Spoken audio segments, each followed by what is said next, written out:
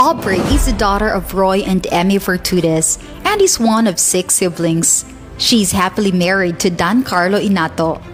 Aubrey holds a Bachelor of Science in Information Technology from Mindanao State University, Marawi. With over 12 years of experience as a project manager in the IT and healthcare industries, she has honed her skills and expertise in these dynamic fields. Since May 2013, Aubrey has been actively involved with Hope Channel as a part-time volunteer. She has taken on various roles, including host and scriptwriter for Faith at Work, segment host, and writer for Panimbia sa Kabuntagon World, and currently serves in Praise Experience. When asked what drives her to keep serving the Lord, Aubrey shared that it is God's love for her that inspires her. She believes that in response to His unconditional love, she wants to share that love with others by serving Him through the gifts He has blessed her with. Please join me in welcoming the speaker for tonight, Aubrey Virtudes. Maayong gabi kaninyong tanan mga kapaglaom kung asa man mo nahimutang karon sa tibuok kalibutan. Gi-welcome mo namo o gipasalamatan mo namong tanan sa inyong pakigkauban sa amoa diri sa ato ang nightly series sa Hope Channel South Philippines. Ako mong giawhag sa isa ka pag-ampo atong itungo ang atong mga ulo.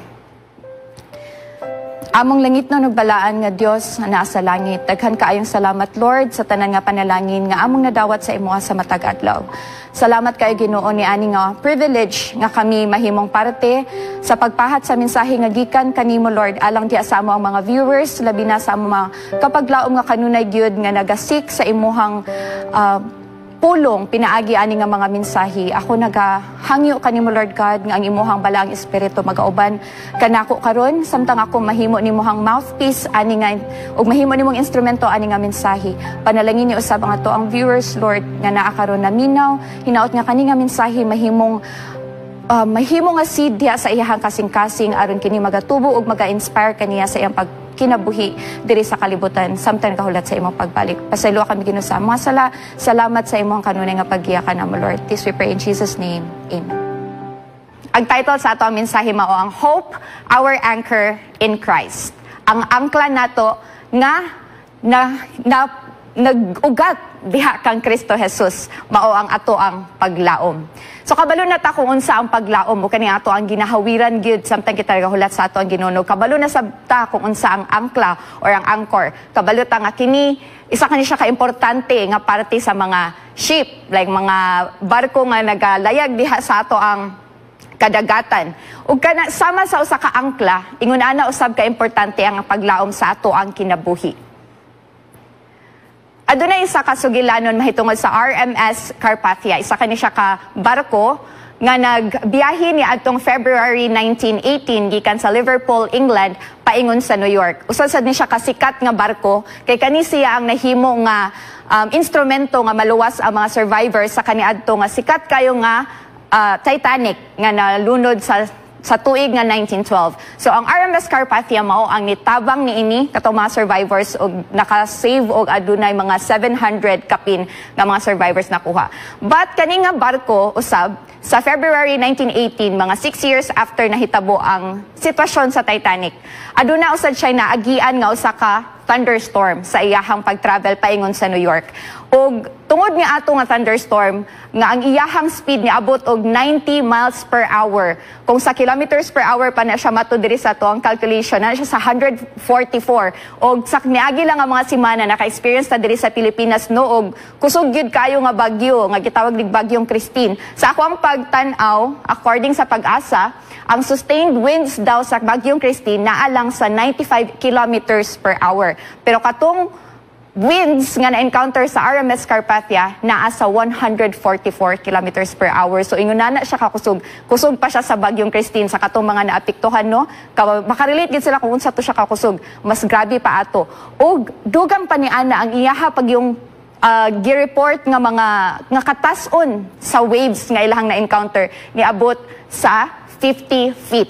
Kana siya makapaglaom roughly mabot na siya kung standard daw nga mga sa building, no, kadili man ko engineer, pero ang mga standard nga mga measurements na tupong-tupong po daw na siya sa 5-story nga building. So ingon ana kataas ang mga waves nga ilahang nasugat ato nga panahon sa February 1918. So unsa ang nahitabo sa ilaha? Delikado kayo sa ilahang kadako sa barko ug na sila sa tunga-tunga sa North Atlantic pagyud nga ocean.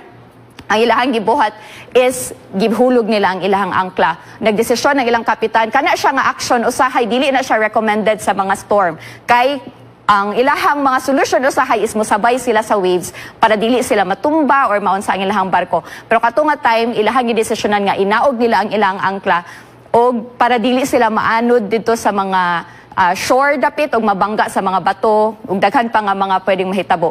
Nilast ang maong bagyo og pila ka days mga kapaglaom. Pero tungod sa ilang pagnaog sa ilang angkla, sa ilang desisyon nga buhaton to nila, wala gyud na unsa ang RMS Carpathia ato nga sitwasyon. So ni survive sila after pila ka adlaw sa sangat nila padayon sila sa ilang voyage ug nakaabot sila sa ilahang destinasyon. Pareha ni ana nga sitwasyon sa ato apong kinabuhi. Ang ato ang paglaom mahimo natong angkla sama sa RMS Carpathia. Nga bisan unsa man kagubot na ang palibot, unsa man kataas ang mga waves sa problema nga musugat ka nato mga kapaglaom, kung ang ato ang paglaom, ato lang yung anchor diha sa Ginoo, diha kang Ginoong Hesukristo, kita mo survive gid mga kapaglaom. O kini nga paglaom, dili lang ni siya basa-basa nga paglaom, nga mita nga hope. Mag-hope lang ta, nga ma-okay ang tanan, ato may problema, ma-solve ni, wala tay buhaton. So, adunay difference. Ang hope nga, may natag, I hope, inani mahitabo, and then I will do nothing. Or motag wishful thinking, inana lang, no? Dili ingon ana ang biblical nga definition of hope. So, kung atong tanawon diri, sa definition pa, biblical hope is not wishful thinking, but a confident expectation and assurance based on God's faithfulness. So akong gi-highlight diha kanang mga words nga confident expectation siya. So dili lang siya basta-basta nga mag-expect ka without doing anything or expect ka nga pwede po dili mahitabo, pwede mahitabo. It's confident. No, kung may ka confident, sure gid ka, nakay kumpiyansa gid nga mahitabo gid na siya. And assurance gid siya. Ug kana nganong naa kay confidence and assurance because asa siya naka-root or asa siya naka-anchor sa faithfulness sa Ginoo.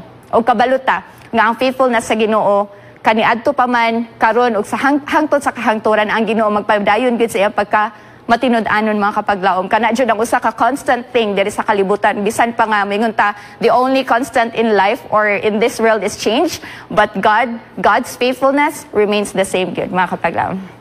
So ingon ana ka strong kung ang atong paglaom naka-anchor gid diha kang Ginoong Hesus. Ang iyahang mga promises nga makita nato sa Bible, dili na siya promises that are meant to be broken. Sama pa sa atong madunggan, no, nga cliche sa kalibutan. Ang Ginoo, dili siya apila na exempted siya ana nga cliche pa atong ginaingon because God's promises are meant to be fulfilled. So hope is essential, especially karon sa ato ang kalibutan nga daghan kay tag problema nga ginaagian. Ug samtang napagita diri sa kalibutan, samtang dili pagid mabalik ang atong Ginoo, magpadayon gid ni makapaglaom. Wala ni siya nag-ingon nga tungod kay naatay paglaom, dili na dayon ta maka-experience og mga problema. Kabalo jud ta nga samtang naata diri sa kalibutan, padayon gid ang away sa maayo ug dautan. Busa kailangan gid ta nga ato nang i-renew ang ato ang paglaom matag adlaw gyud. Atong sabton karon kung unsa ang difference, kung unsa ka valuable pod, kung ang ato ang foundation sa ato paglaom diha gid kang Kristo ug dili lang sa ato ang kaugalingon or sa ubang tao or sa kung unsa ato ang naabot karon because kana tanan pwede na siya magbag-o. Ang ato ang mga kapasidad pwede na siya magbag-o. Kung unsay kakayahan nato karon pwede na magbag-o. Atong sitwasyon sa kinabuhi, kung unsa man ato ang trabaho, atong health, they all can change ang mga circumstances. Ang Ginoo lang gid ang dili ga-change. So giingon pa sa Hebrews 6:19 to 20. We have this as a sure and steadfast anchor of the soul, a hope that enters into the inner place behind the curtain. Sa alain pa nga mga version, this is within the veil, where Jesus has gone as a forerunner on our behalf. So kabalutan no nga ang Ginoo karon nisulod siya sa ikaduha nga parte sa sanktuaryo mao ang likod sa veil sa giingon pa diri nga nag-una na dito si Hesukristo. Kabaluta nga siya as a high priest nag-mediate na sa atoa luyo sa kortina sa giyon pa diri. So kana siya nga reality. Kung ato na siyang hawidan, kabalutan nga ang Ginoo wala ta niya biyai, naguna na siya. Kung ato ang paglaom, ato siyang ihugot dira. Ang ato ang paglaom, ato nga anchor diha, ang ato ang mga kalag kita as Christians no nga naghawid sa ato ang paglaom, makapadayon gud sa ato ang kinabuhi. Ingon pa sa 1 Peter 3:5, Praise be to the God and Father of our Lord Jesus Christ. In His great mercy, He has given us new birth into a living hope through the resurrection of Jesus Christ from the dead. So kabalot ang tanan. As Christians, we know that Jesus Christ resurrected from the dead. O kana makapaglaom, diha gyud kana siya ang usa ka truth nga nagpalig-on gyud samot sa ato ang pagtuo diya sa Ginoo. Ug nag-solidify gyud siya sa ato ang pagtuo nga dili gini siya kawang nga atong pagtuo diya sa Ginoo. Kay nakita na nato ang nahitabo nga si Jesus, He really went out of His grave. There's an open grave and He resurrected ug niadto na siya sa langit. Mo pa nag-ingon ganina sa isa pa ka verse nga He is already behind the veil nga nag-intercede para sa imuha o para sa akoa. So our hope is dili siya patay nga hope. It is a living hope, mga kapaglaom. So ligon kayo na siya nga pundasyon, dili siya basta-basta lang nga mawala kung adhiha gid ang ato ang i-root ang ato ang paglaom no. Sa ato apong kinabuhi, atong hinumduman nga bisan man og naay mga problema sama sa ato ang mga kasakitan nga ma-experience sa atong kinabuhi no, mga illness, usahay mawadan tag mga mahal sa kinabuhi or mo experience like separation sa mga tao nga abi nato mo last na sa atong kinabuhi hangtod sa kahangturan na apoy mawala tungod sa kamatayon. Og napoy mga uncertainty sa mga chapter nato sa kinabuhi nga wala ta kabalo kung unsay mahitabo after ani.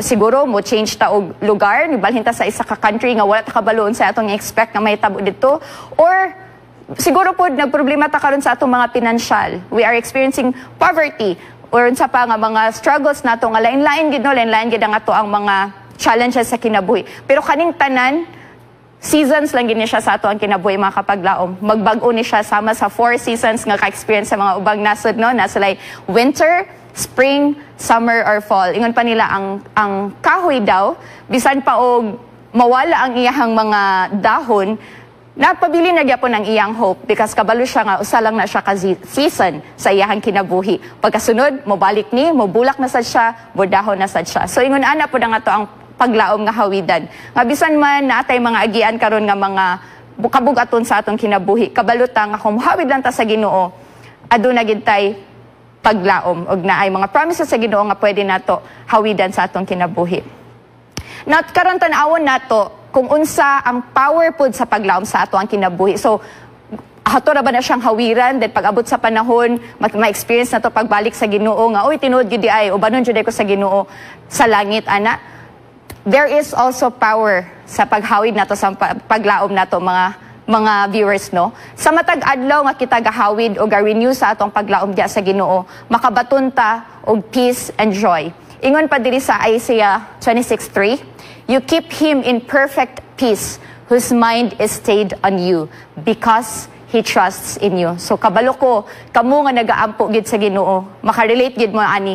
Kanang mga times bitaw nga wala na ta kabalo kung masolusyonan magid nato, wala na gid tay makita nga lain solusyon, nahurot na ang plan A paingon sa Z, pero murag wala gid gyapon nahitabo nga solusyon sa atong mga problema, pero niluhod ka ug nagampo ka diha sa Ginoo.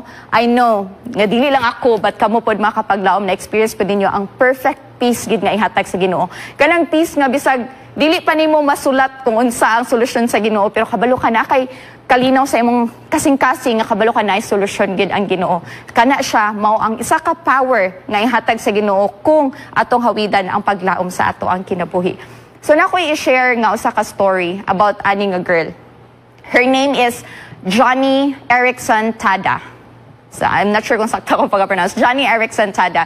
She was an athlete. So gabi siya og active kay siya, daghan kay siya mga activities ginaapilan, but at the age of 17, unfortunately, nagka-encounter siya og diving accident. So nisalom siya sa isa ka bay nga abi niya, I think it was na-expect siya nga lawom, pero dili di ay. So tungod ato nga diving accident niya, na-paralyze siya. So she became a quadriplegic nga upat gid niya ka limbs no dili na mo work, so she was in a wheelchair na after atong incident, and she was still 17 years old. Teenage pa niya, wa pa siya kabot sa iyang prime years gali kung sa normal pa nga lifespan sa tao. So kung ikaw nga athletic ka mo na imong passion, ganahan kay ka nga mo appeal gid sa mga sports and all, then mawala sa imong kakayahan. Patotong na mention ganina no nga dili gid na siya constant na mga butang nga mabag-o gid sa atong kinabuhi. So unsa ka atong i-expect sa iyaha? She was very young. 17 years old, nawad-an og opportunity nga i-pursue iyang passion sa life. She really got depressed, mga kapaglaom. Niagi gid siya og depression, frustrated kay siya sa iyaha pang first 2 years daw sa iyahang therapy, according sa iyahang autobiography. Daghan kay siya pangutana gid sa Ginoo. So di ba niagi ta na mga kapaglaom nga murag wala na takabalo kung nganong niagi ta ani nga sitwasyon, usahay makapangutana ta sa Ginoo, ngano ka Lord, nganong ako, nganong ingon ani. So niagi pud siya niagi siya ana nga sitwasyon nga napangutana niya ang Ginoo gyud, gabi siya ka frustrated. Kabalo ka Lord nga mao ni akong passion, nganong gikuha nimo ni sako Then wala pa gid to nga kanang tungod sa iyahang pagbuhat og di maayo, di ba? Nag-swimming ra siya, ni dive lang siya, na accident gid siya. So wala siya kabalon sa iyang buhaton. And then during sa iyang therapy, na tudluan siya og painting gamit ang iyahang baba. So she was able to paint. She started a new passion. Wala na, naka-wheelchair na siya, di na malihok yung kamot, di na malihok yung tiil. Yung baba yung gigamit to paint. And she was able to paint so many artworks og na-sell niya ang iyahang art. Daghan na-inspire sa iyahang story og nahimo siyang motivational speaker. Eventually nahimo siyang writer, although dili siya kasulat, but nahimo siyang writer because naay mga technology karon nga di ba pwede voice lang and then ma-translate na siya into, or ma-transcribe siya rather into mga text. And then she was able, according to my readings, no, naka-write siya og around 40 books, including her autobiography about sa experience sa kinabuhi. So grabe gyud ka-inspiring mga kapaglaom ang iyahang giagian. Dugang pa ni Ana, sa 1979, nagtukod siya o gitawag Johnny and Friends, isa kini ka Christian organization nga nag-focus sa mga pagpadayon sa pagtabang sa ministry sa mga naay disability. So wala na stop ang iyahang pag-serve sa Ginoo, ang iyahang faith sa Ginoo, wala na stop tungod sa iyahang pagka disabled, but ni padayon hinuon siya ug naay mga butang nga nahimo hinuon niya tungod ato nga insidente. So gabi ka inspiring. Og giyon pa niya ni Johnny, when I focus on the Lord, the despair is replaced by His joy.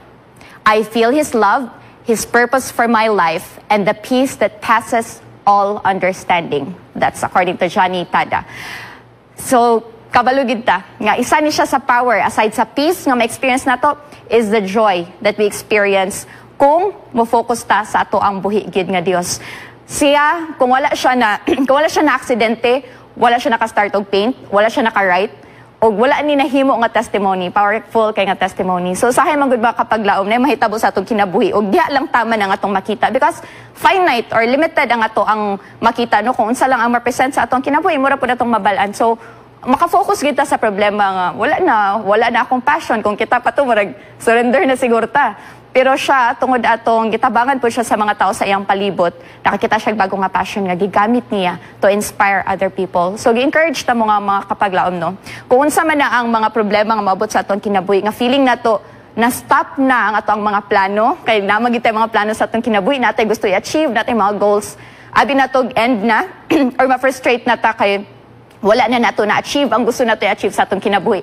Salig lang ta sa Ginoo. Gunit lang ta sa atong paglaom diya sa Ginoo. Kay niingon siya nga nag-isip plano para sa ato. Ato ding tanaw natong kinabuhi paabot sa panahon kung mo look back ta makita nato nga ang Ginoo nagiday siya, nagiya giday siya sa ato bisan pag naay mga butang nga murag dili pleasing para sa ato. Dili gyud na pleasing no nga mawad-an ta og kanang kakayahan mo lihok. Pero naagi plano ang Ginoo og wala ta kabalo, ma-surprise lang ta sa testimony nga ihatag niya sa ato ang kinabuhi. So bisan pa man nga duna tay mga sufferings, padayon na gid ta sa ato ang paghawid sa ato ang paglaom diya sa Ginoo kay duna gid siya plano alang kanimo og kanako. Now mo proceed ta sa Romans 5:3-5. Ingon diri, Not only that, but we rejoice in our sufferings. So grabe no, nga challenge, rejoicing in our sufferings. Knowing that suffering produces endurance, and endurance produces character. And character produces hope. And hope does not put us to shame, because God's love has been poured into our hearts through the Holy Spirit who has been given to us. Can we rejoice in our sufferings? Or text lang ni nga, grabe kalisod buhaton. So, pero word na siya sa Ginoo mga kapaglaom. We must rejoice in our sufferings daw. Lisod kaya siya hunahunaon kung saan pag-rejoice sa sufferings, no? Pero munang giingon nga, pasalamatan daw na to ang Ginoo in all circumstances. Dili man pleasing siya, pero kung unsa man ay imuhang bisag dili pleasing ang circumstance, I mean, ang sitwasyon nga nahitabo, pero magpasalamat gyapon ta sa Ginoo. Aduna gyapon tay mga butang nga dapat pasalamatan sa iya. So example katong si story ni Johnny, no. Nawala lagi ang iyang kakayahan nga mahimo siyang atleta, pero nagpasalamat gyapon siya sa Ginoo nga naapay siya kinabuhi. Ug napadayon pa niya yang kinabuhi, nahimo pa gyapon siyang inspirasyon sa mga tao nga parihan niya. So ingon ana, atong tan-awon kung unsa atong mga suffering karon, dawaton nato ni siya. Kay ngano? Kung dawato na to ang mga suffering, makapadayon ta, will have the endurance o ang atong character, mabuo ni siya sa character nga gusto sa Ginoo para sa imo ug sa ako. So na aduna ilustrasyon ug aduna po'y kanta ni Nino nga gitawag og Stones in the River. Ganahan kayo kani nga kanta because ang kani siya nag-talk about mga stones nga kanang gaagos sa or gakaanod I mean sa river, di ba? Ang river kay always may gina siya dagan. Or sanalang siguro time nga hinay, pero nagina siya current. So kani nga mga stone, everyday, sige na sila kaanod, anod. So siguro, yung shape ato sa una, lahi pa. Then sige niya kabangga-bangga sa stone, antod nahimo na siyang lahi nga shape. Let's say, for example, nahimo siyang kanang sphere nga stone, no?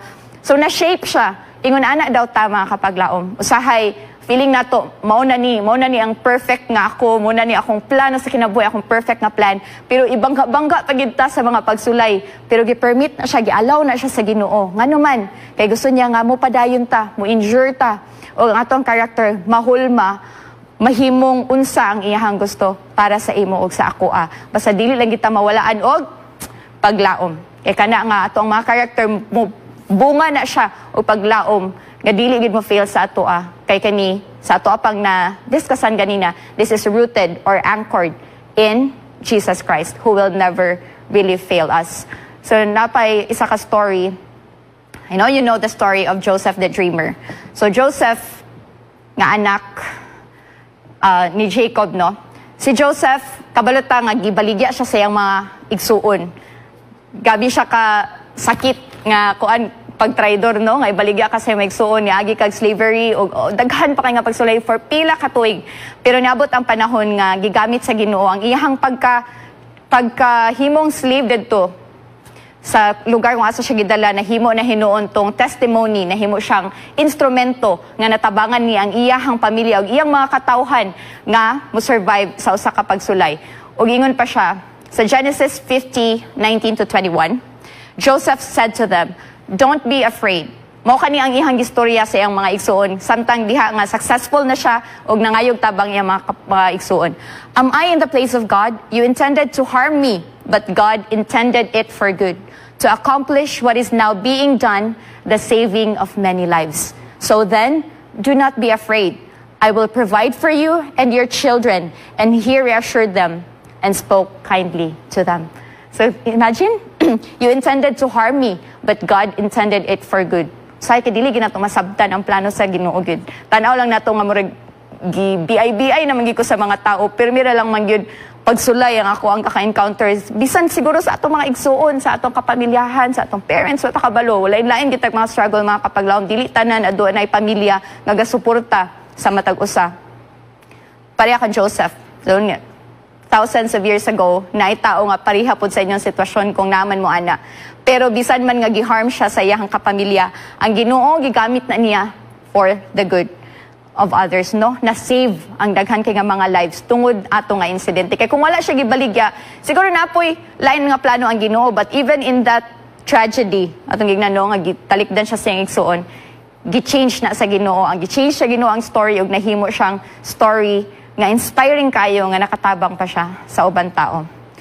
So kita mahimo pud tang usa ka inspirasyon sa ubang tao kung kita sama sab kan Joseph nga mosalig sa Ginoo nga ato whatever mahitabo sa ato ang kinabuhi gamiton ni siya alang nga mahimo tang light sa ubang tao. Kay kung hold on na kita sa ato ang paglaom kapaglaom no ang Ginoo mo gamit gyud sa ato para mahimo tang blessing sa uban. Ingon pa sa Matthew 5:14-16. You are the light of the world. A city on a hill cannot be hidden, nor do people light a lamp and put it under a basket, but on a stand, and it gives light to all in the house. In the same way, let your light shine before others, so that they may see your good works and give glory to your Father who is in heaven. So sa pinaagi sa atong paghawid ani nga paglaom, kita mahimo pud tang light sa ubang tao, mahimo tang messenger ani nga paglaom.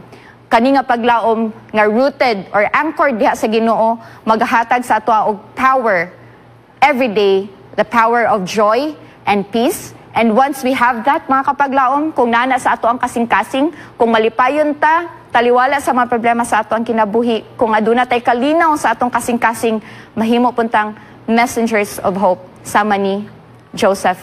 Despite sa iyahang giagian, nahimo siyang messenger of hope. Tungod kay wala niya gi-let go ang iyang paglaom diha sa Ginoo.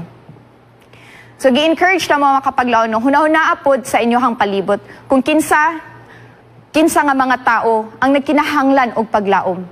Kani atong pagkinabuhi diri sa kalibutan dili lang ni para sa atong kaugalingon. Naata diri para mo touch putag lives sa uban mga tao.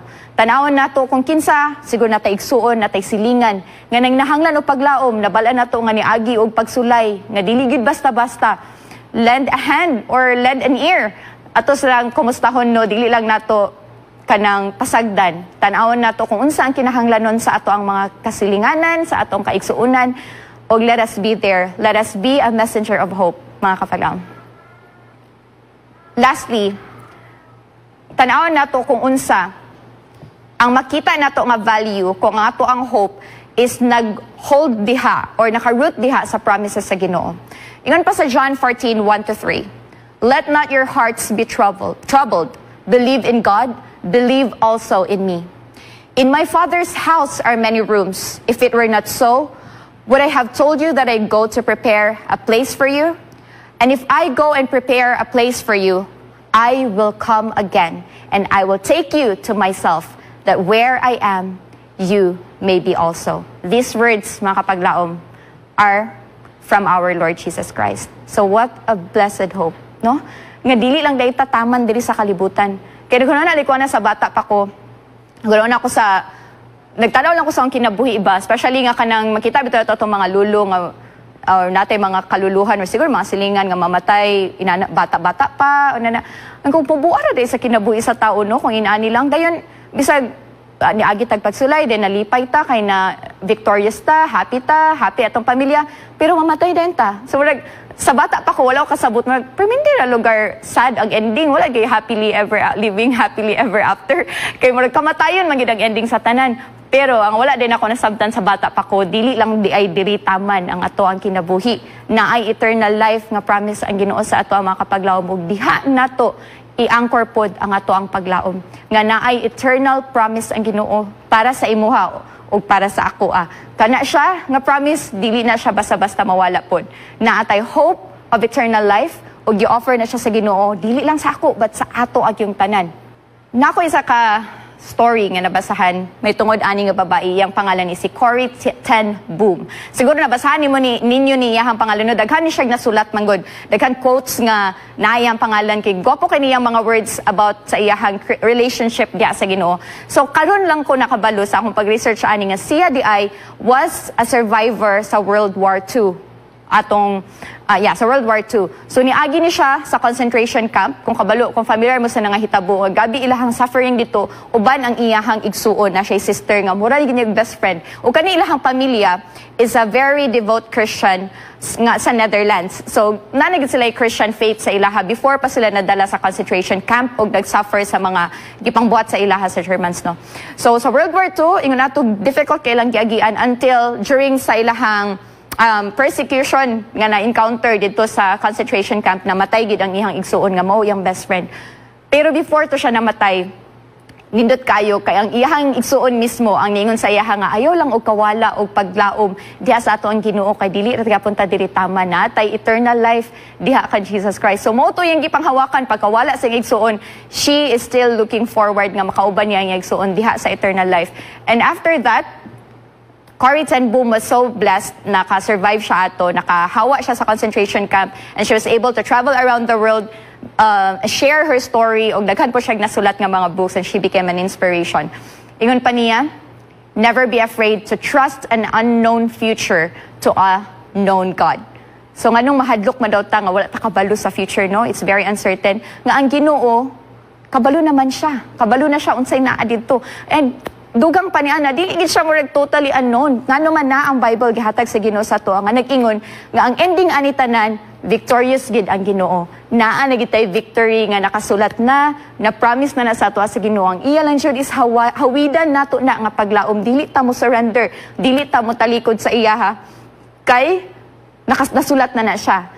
Klaro na kaayo nga God will be victorious and we will be part of that victory kung magpabilin lang kita diha kang Ginoong Hesus. Nako experience atong lately kay bago lang ko nagtuon og drive mga kapaglaom, no. So sa una magsalig lagi ko sa kumbana kung mag-drive siya. So karon ginatry nako nga dili nako ang mahimo kong independent kung mag-drive. Namo sakyanan kay manual man siya, so dugang pagit siya nga challenge. And bago pa kay ko nagtuon nga dili na ko ubanan, first time gid nako nga nag-drive nga wala na akong bana kauban nako nga ako na lang gid isa. Ni dare ko ako mo drive. Og dola kayo sa mga familiar diri sa South Western Philippine Union Conference nga compound paingon sa SM Uptown. Kabalo mo unsa nakadol lang. Mo na akong challenge. Akong first challenge makaabot lang ko sa SM North Wing. Okay nako. So akong gibuhat nag-drive ko, akong gibuhat, gitawagan ako akong bana. Kay kung ako mag-drive nga naa siya, magsige man kong pangutana sa yon sa ibuhaton. So katong nga time is akong gion ang ako ang cellphone, gitawagan ako siya.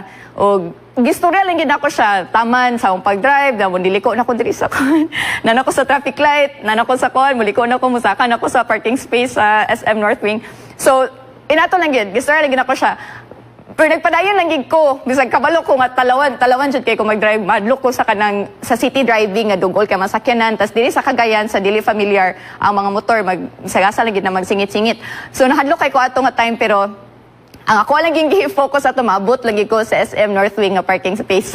Og akong giuban na akong bana pinagi sa cellphone. So ako lang siyang na-relate. Ingon ana po nga to ang relasyon diya sa Ginoo. Nga kita padayon na kita ani nga kinabuhi. Padayon lagi tag hawid sa ato paglaom nga maabot ra kita sa ato ang destinasyon, ug dili nato undangon ang atong communication diya sa Ginoo, dili nato putlon. Padayon na gid nato siya nga istoryahon matag adlaw. Kailangan nato i-renew mga kapaglaom, mga tong paglaom diha sa iya. Dili ni siya kanang murag magic pill nga ato lang imnon atong hope. Magpadayon na din na hangtod sa hantod, dili. Kailangan nato siya i-renew every day. Kay natay mga challenges nga ma-face nga pwede maka-weaken sa atoa. Pero as long as we'll always go back to the hope that is anchored in Christ, we will really be reassured of that eternal promise that God has given us.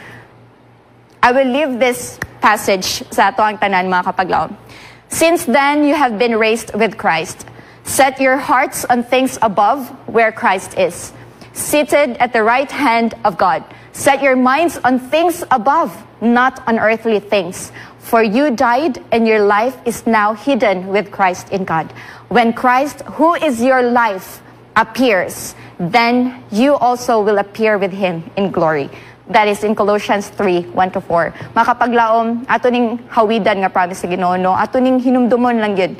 Nga ato lang yung iset ang ato ang mga kasing-kasing diha sa eternal things kung asa ang Ginoo. Kaya ang iyang paglaom nga gihatag para kanako o para nimo, magapadayon gyud na hantod sa iyahang pagbalik ug dili ta niya i-fail sa iyang mga promises because God is always faithful. Let us all pray.